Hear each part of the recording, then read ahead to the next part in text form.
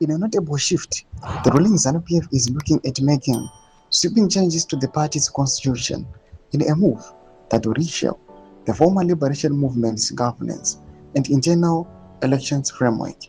Zarabina mashuku buda panguva ino ashamisa veruzhinji tiona a headline rokuda muNewsday agency ZANU-PF to change party's constitution.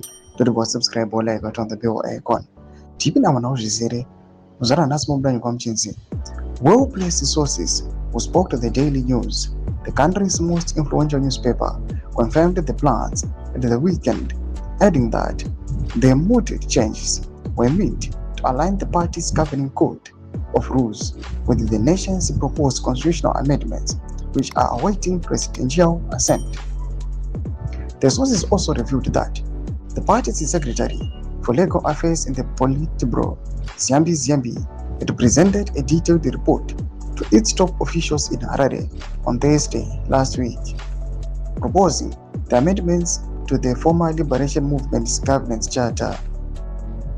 Conducted yesterday, a guarded ZANU-PF spokesperson Christopher Mchangwa said it was true that the party was indeed newly introducing changes to its constitution.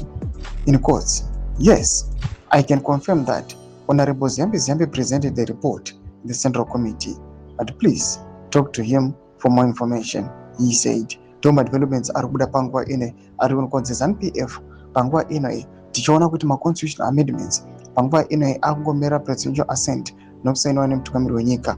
Panguva ino the ruling party ZANU-PF yakuda kualigna the new amendments kuti align again in the party's constitution. Panguva ino pari kuona kuti they want also to amend the constitution yebato ravo reZANU-PF kuti ifambidzane aiwane bumbiro remutemo renyika.